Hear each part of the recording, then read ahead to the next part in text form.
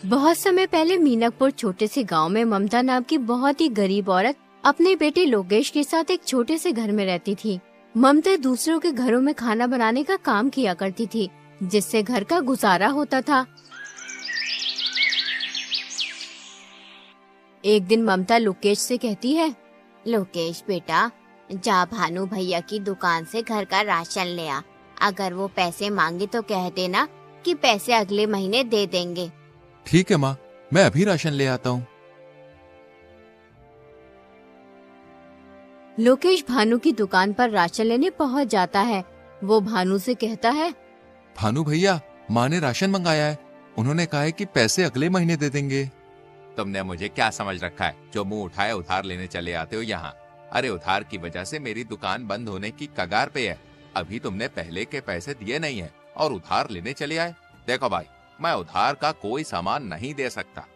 भानु दुकानदार की ये बात सुनकर लोकेश अपने घर की ओर चल पड़ता है और वो सोचने लगता है, मैं कितना अभागा हूँ। सीमा और करण अपनी जिंदगी से ज्यादा खुश नहीं थे। उनकी शादी को अब 1 साल हो चुका था। सीमा अमीर परिवार से थी और बचपन से ही खूब लाड प्यार से पली थी, पर सीमा का पति बहुत लालची था।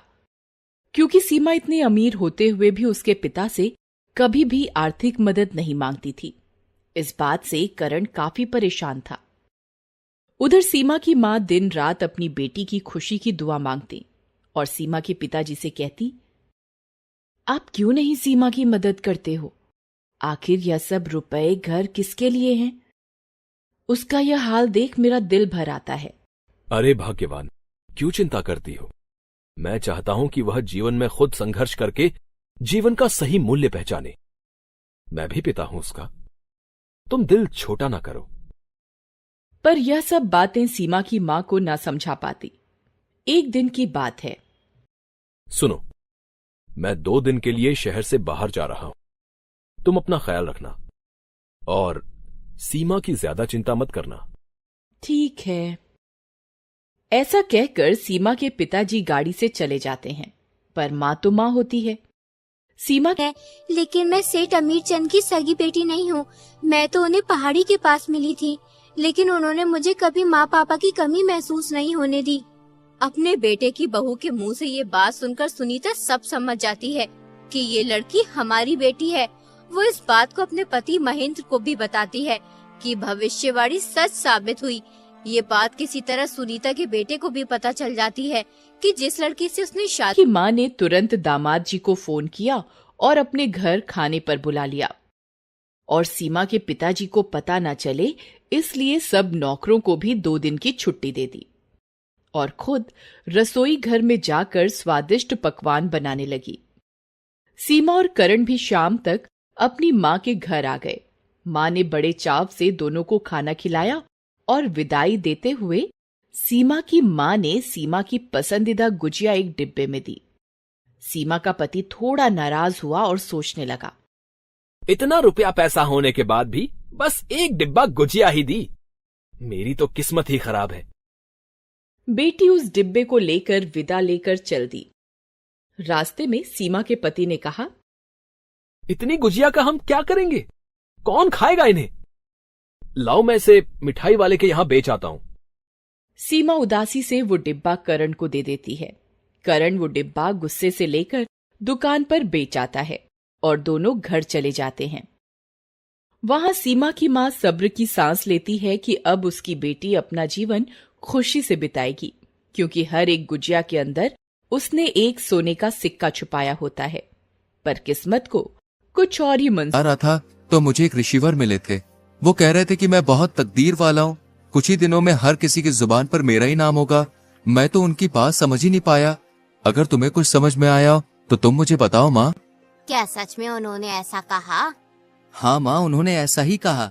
बेटा, जब तेरा जन्म हुआ था तब भी एक ऋषि ने मुझसे कहा था कि ये तेरा बेटा बहुत भाग्यशाली है, बड़ा होकर ये राजकुमार बनेगा। लेकिन मैंने उनकी बात पर कुछ ध्यान नहीं दिया था। माँ, ये सब फिजूल की बातें हैं। भला एक गरीब माँ का बेटा राजकुमार कैसे बन सकता? मैं घोषणा करवा दो कि जो भी व्यक्ति राजा की 3 पहेलियों का सही जवाब देगा उसे राजा 1000 सोने के सिक्के और अपना प्रमुख सलाहकार नियुक्त करेंगे। किस लिए आए हो? महाराज, मैं यहाँ आपकी पहेलियों का जवाब देने आया हूँ। अभी तक कोई भी मेरी पहेलियों का जवाब दे नहीं पाया। तुम समझदार लगते हो, जवान भी हो, शायद तुम मेरी पहेलियों का जवाब दे सकते हो। जैसा कि तुम शर्त जानते ही हो, जो भी पहेलियों का सही जवाब देगा वो मेरा सलाहकार बनेगा और उसे इनाम में 1000 सोने के सिक्के दिए जाएंगे। ठीक है महाराज, मैं आपकी पहेलियों का जवाब देने के लिए तैयार हूँ।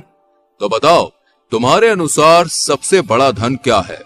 महाराज, सबसे बड़ा धन संतोष है। जब मन शांत होता है तो इंसान सबसे अमीर होता है। बहुत खूब। अब दूसरे सवाल का जवाब दो। जीवन में सबसे बड़ा ज्ञान क्या है? महाराज, जीवन में सबसे बड़ा ज्ञान ये है कि खुद को जानना और समझना। जब हम अपने आप को पहचानते हैं तब हम दूसरों को भी समझ पाते हैं। सही उत्तर। अब तीसरा और आखिरी सवाल, सच्ची मित्रता का अर्थ क्या है? महाराज, सच्ची मित्रता वो है जब एक मित्र दूसरे की खुशियों में खुश और दुखों में दुखी होता है, बिना किसी स्वार्थ के। बहुत अच्छे, तुमने तीनों सवालों के सही जवाब दिए हैं। तुम वाकई में बुद्धिमान हो। आज से तुम मेरे सलाहकार हो।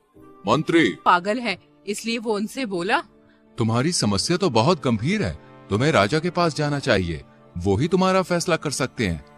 तुम सही कह रहे हो, हमें राजा के पास जाना चाहिए, वरना ये झगड़ालू इंसान कुछ उल्टा सीधा न कर बैठे। अगले दिन दोनों भाई राजा के पास पहुंच जाते हैं और राजा को अपनी सारी बात बताते हैं। राजा लोकेश से कहते हैं, इस समस्या का हल तुम करो लोकेश। वो दोनों भाई लोकेश को पहचान लेते हैं, लेकिन राजा के सामने उनकी बोलने की हिम्मत नहीं होती, इसलिए वो चुपचाप खड़े रहते हैं। देखो, जगह से घोड़ी और बच्चे का कुछ भी लेना देना नहीं है। जिसकी घोड़ी है बच्चा भी उसी का है, लेकिन तुम्हें अपने बड़े भाई की जगह में घोड़ी बांधने का हर्जाना देना होगा। तुम्हें उसे एक सोने का सिक्का देना होगा। दोनों भाई लोकेश का फैसला सुनकर खुशी खुशी अपने घर चले जाते हैं।